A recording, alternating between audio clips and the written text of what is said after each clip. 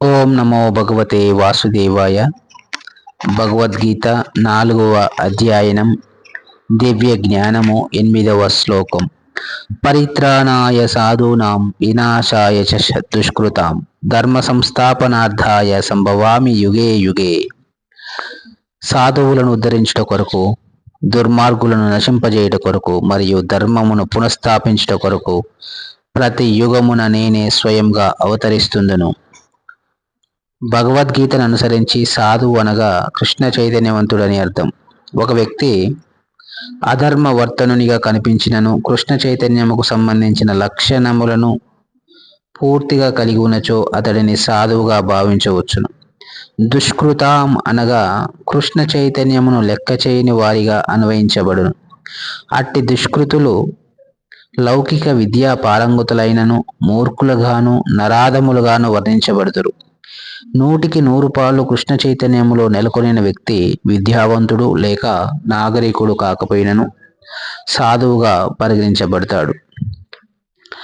భగవానుడు రావణుడు, కంసుడు వంటి అసురులను సంహరించుటకు అవతరించున్నట్లుగా నాస్తికులను నశింపజేయుటకు భగవానునకు స్వయంగా అవతరించనవసరం లేదు.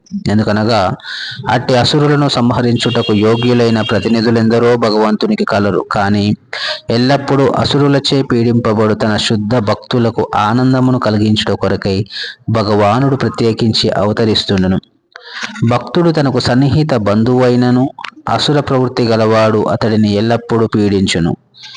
ప్రహ్లాదుడు తన పుత్రుడైనను హిరణ్యకశిపుని చేత పీడించబడెను. అట్లే శ్రీకృష్ణుని తల్లి అయిన దేవకి కంసునికి సోదరి అయినను శ్రీకృష్ణుడు వారికి జన్మింపబోతుండుట చేత దేవకి మరియు వసుదేవుడు ఇరువురును కష్టములకు గురి చేయబడిరి. అనగా కంసుని సంహరించుట కంటెను ముఖ్యముగా దేవకిని రక్షించుట కొరకే శ్రీకృష్ణ భగవానుడు అవతరించెను. ఏమైనను ఆ 2 కార్యములు ఒకే సమయంలో నెరవేర్చబడెను. కనుకనే భక్తుని రక్షించుట కొరకు, దుష్టులను నశింపజేయుట కొరకు భగవానుడు వివిధ అవతారములలో అవతరించుననే ఇక్కడ చెప్పబడినది. కృష్ణదాస కవిరాజ గోస్వామి రచించిన శ్రీ చైతన్య చరితామృతము మధ్యలీల 263, 264లోని క్రింది శ్లోకములు అవతార రహస్యములను సంగ్రహపరుస్తున్నవి. సృష్టి హేతు ఏయీ మూర్తి ప్రపంచే అవతరే సేయీ ఈశ్వరమూర్తి అవతార నామధరే మాయాతీత పరవ్యోమే సబరా అవస్థాన విశ్వే అవతారి ధరే అవతార నామ. భౌతిక సృష్టి కొరకై భగవానుడు భగవద్ధామము నుండి అవతరించును. అట్లు అవతరించు దేవాది దేవుని ప్రత్యేక రూపమే అవతారముగా పిలువబడెను. అట్టి అవతారములు ఆధ్యాత్మిక జగత్తులో నెలకొని ఉండును. భౌతిక జగత్తులో అవతరించినప్పుడు అవతారములు అనే నామమును పొందును. పురుషావతారములు, గుణావతారములు, లీలావతారములు, శక్త్యావేశావతారములు, మన్వంతరావతారములు, యుగావతారములు వంటి వివిధ అవతారములు క్రమముగా విశ్వమంతటా ప్రకటమవుతుండను. కానీ ఆది పురుషుడైన శ్రీకృష్ణ భగవానుడు సమస్త అవతారములకు ఆది మూలము. శ్రీకృష్ణ భగవానుడు తన మూల గోలోక వృందావన లీలను దర్శించుట కొరకు ఆరాటపడు శుద్ధ భక్తుల కలతలన్నింటినీ నశింపచేయుట అనే ప్రత్యేక ప్రయోజనం కొరకై అవతరించును. అనగా తన శుద్ధ భక్తులకు ప్రీతి కలిగించుటయే శ్రీకృష్ణ భగవానుని అవతార ముఖ్య ఉద్దేశం. ప్రతి యుగములోనూ తాను అవతరించుదునని భగవానుడు చెప్తున్నాడు. అనగా కలియుగంలో కూడా అతడు అవతరించునని సూచించును. శ్రీమద్ భాగవతం 11:5-32 అనుసరించి శ్రీ చైతన్య మహాప్రభు మాత్రమే కలియుగంలో భగవంతుని అవతారము. అతడే సంకీర్తనోద్యమము ద్వారా కృష్ణ భక్తిని ప్రచారం చేసి భారతదేశమంతటా కృష్ణ చైతన్యమును వ్యాపింపజేసెను. అట్టి సంకీర్తనోద్యమము ప్రపంచంలోని ప్రతి నగరము మరియు ప్రతి గ్రామములోను ప్రచారం కాగలదనేది అతని భవిష్యవాణి. శ్రీ చైతన్య మహాప్రభువు దేవాది దేవుడైన శ్రీకృష్ణుని అవతారమని ఉపనిషత్తులు, మహాభారతం, శ్రీమద్ భాగవతం వంటి శాస్త్ర రహస్య భాగములలో నేరుగా కాకుండా గూఢముగా తెలుపబడెను. శ్రీ చైతన్య మహాప్రభు యొక్క ఈ సంకీర్తనోద్యమము పట్ల శ్రీకృష్ణ భగవానుని భక్తులందరూ ఆకర్షింపబడుదురు. శ్రీకృష్ణ భగవానుని ఈ అవతారము దుష్టులను వధించుట కొరకు కాకుండా తన అవ్యాజ కృపతో వారిని ఉద్ధరించును. జన్మ కర్మ చ మే దివ్యమేవం యో వేత్తి తత్వతః త్యక్త్వా దేహం పునర్జన్మ నైతి మామేతి సోర్జున. ఓ అర్జున, నా జన్మము మరియు కర్మముల దివ్యత్వమును యథార్థముగా ఎరిగినవాడు దేహమును విడిచిన పిమ్మట తిరిగి ఈ భౌతిక జగత్తున జన్మింపక నా శాశ్వత ధామమున నన్నే పొందును. భగవంతుని అవతరణ అతని దివ్యధామము నుండే జరుగును అను విషయము 6వ శ్లోకంలో ఇదివరకే వివరించబడినది. అట్టి దేవాది దేవుని అవతార తత్వమును గూర్చి యథార్థముగా ఎరిగినవాడు భవబంధముల నుండి అదివరకే విముక్తిని సాధించినట్లుగా అర్థము. కనుక అట్టి వ్యక్తి ప్రస్తుత భౌతిక దేహమును విడిచిన వెంటనే భగవద్ధామమును తిరిగి చేరుకొనును. జీవుడు అట్లు భవబంధముల నుండి విముక్తుడగుట సులభ కార్యమేమీ కాదు. నిరాకారవాదులు, ధ్యాన యోగులు కూడా అనేక జన్మల పిమ్మట అత్యంత కష్టముతో ముక్తిని సాధిస్తారు. అప్పుడు కూడా వారు పొందడి ముక్తి కేవలం పాక్షికమైనదగుట చే వారు మరలా ఈ భౌతిక జగత్తుకు తిరిగి వచ్చు ప్రమాదం ఉన్నది. కానీ భగవానుని దేహము మరియు కర్మల దివ్య స్వభావం ఎరుగుట ద్వారా భక్తులు దేహ త్యాగానంతరము కృష్ణధామమును పొంది ఈ భౌతిక జగత్తుకు తిరిగి వచ్చు ప్రమాదం నుండి బయటపడుదురు. బ్రహ్మ సంహిత 5:33లో భగవంతునికి అనేక రూపములు మరియు అనేక అవతారములు కలవని చెప్పబడినది. ఈ విధముగా భగవానునికి అనేక దివ్య రూపములు ఉన్నప్పటికీ ఆ రూపములన్నీ సమానములై ఉండును. అంతేకాకుండా ఆ దేవాది దేవుడు అద్వితీయుడు. ఈ సత్యమును అవగాహన చేసుకునుట లౌకిక విద్వాంసులకు మరియు సాంఖ్య తత్వవేత్తలకు కష్టమైనను ప్రతి ఒక్కరూ ఈ విషయమును విశ్వాసముతో అవగాహన చేసుకోవలెను. వేదములలో ఈ విధముగా చెప్పబడెను. ఏకో దేవో నిత్య లీలానురక్తో భక్త వ్యాపీ భక్త హృద్యంతరాత్మ. దేవాది దేవుడు తన శుద్ధ భక్తుల కొరకై అనేకానేక దివ్య రూపములను నిత్యము ధరించును అని చెప్పబడెను. ఈ వైదిక సత్యము భగవద్గీతలోని ఈ శ్లోకము ద్వారా శ్రీకృష్ణ భగవానుని చేత నిర్ధారించబడినది. కనుక వేదముల మరియు భగవానుని ప్రమాణములను అనుసరించి ఈ సత్యమును అంగీకరించి కాలమును తాత్విక భావ కల్పనలతో వృధా చేయని వ్యక్తి అత్యుత్తమమైన పరిపూర్ణ ముక్త స్థితిని తప్పక పొందగలుగును.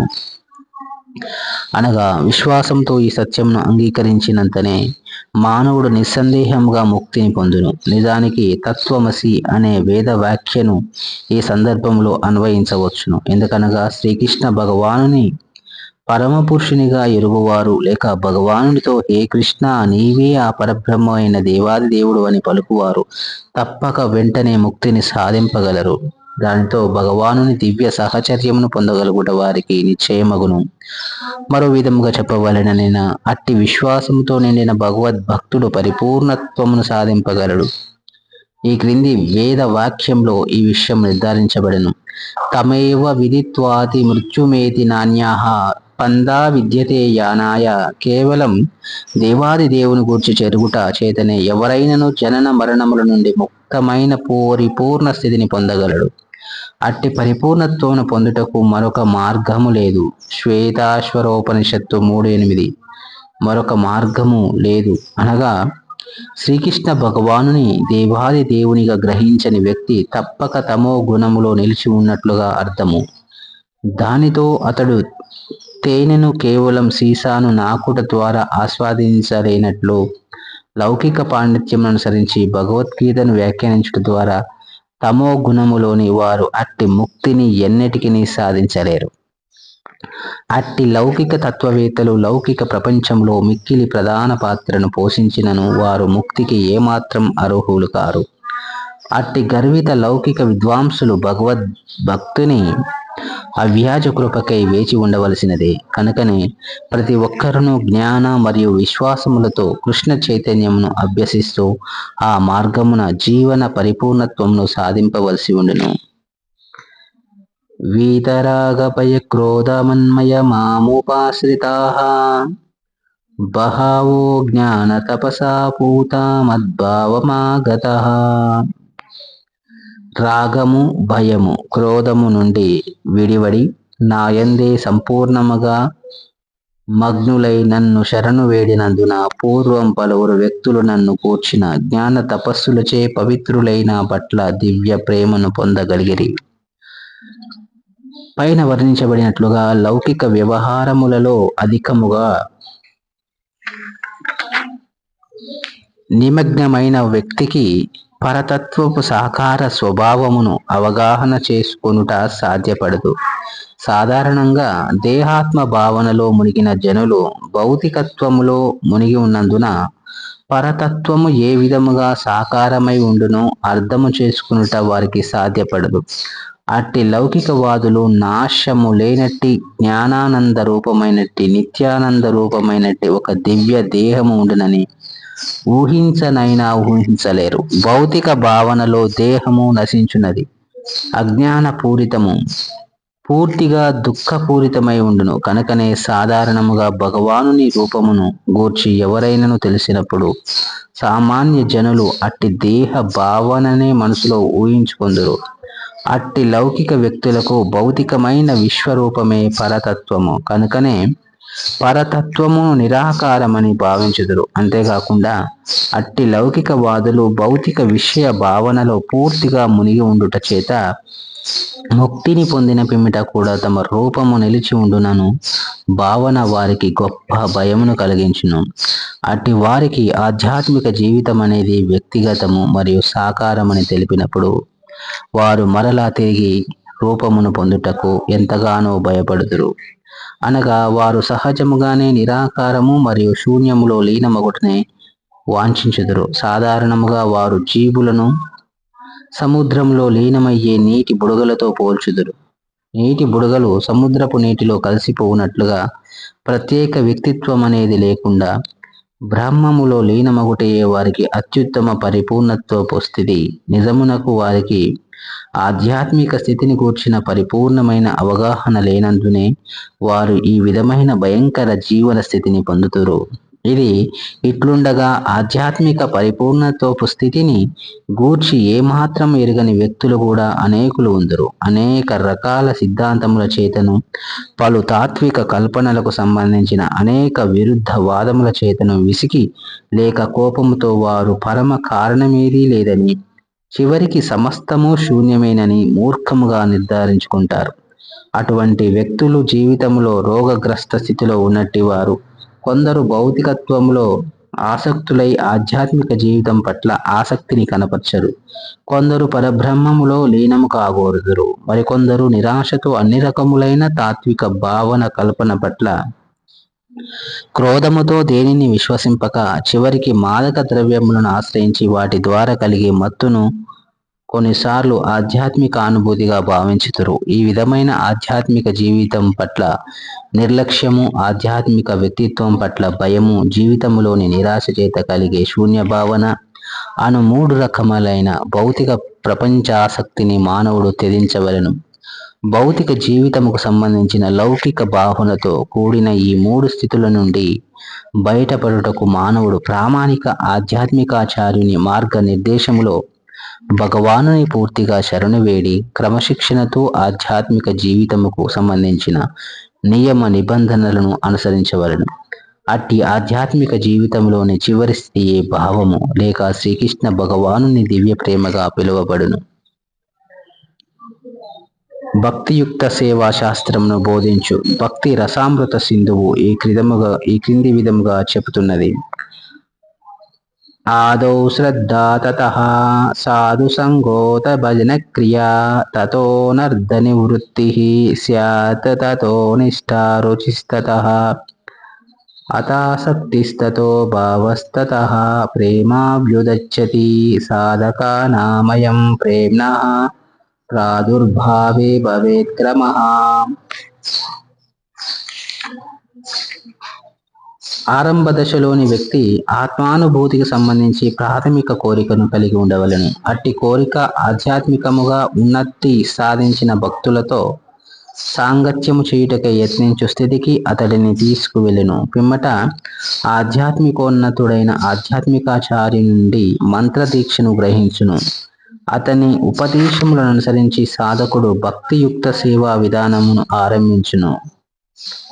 ఆ విధముగా ఆధ్యాత్మికాచారుని నిర్దేశం అనుసరించి భక్తియుక్త సేవ నిర్వహించుట ద్వారా అతడు అన్ని రకములైన భౌతికాసక్తుల నుండి విముక్తిని సాధించి ఆత్మానుభూతి విషయంలో నిష్టను అనగా స్థిరత్వంను సాధించును. తరువాత అతడు పరతత్వమైన శ్రీకృష్ణుని కూర్చిన శ్రవణము పట్ల రుచిని అలవర్చుకును. అట్టి రుచి అతడిని కృష్ణ చైతన్యమున మరింత అధికముగా ఆసక్తిని చేసి పరిపక్వ భావస్థితికి లేక శ్రీకృష్ణ భగవానుని దివ్య ప్రేమలోని తొలి దశ వైపునకు నడిపించును. భావస్థితిలోని పరిపక్వతయే నిజమైన ప్రేమ అనబడును. ఈ యథార్థమైన భగవత్ ప్రేమయే మానవ జన్మ యొక్క అత్యున్నత పరిపూర్ణత్వ స్థితి అనబడును. అట్టి ప్రేమ స్థితిలోనే భగవంతుని పట్ల నిరంతర ప్రేమయుక్త సేవ కొనసాగగలదు. కనుకనే ఆధ్యాత్మికాచార్యుని నిర్దేశానుసారం చేయబడు క్రమానుగతమైన భక్తియుక్త సేవ ద్వారా మానవుడు సమస్త భౌతికాసక్తుల నుండి ఆధ్యాత్మిక వ్యక్తిత్వం పట్ల గల భయం నుండి శూన్యవాదముకు ఫలితంగా కలిగిన నిరాశ నుండి విడివడి అత్యున్నత స్థితిని సాధింపవచ్చును. చివరికి దానితో అతడు భగవద్ధామమును చేరుకొనును.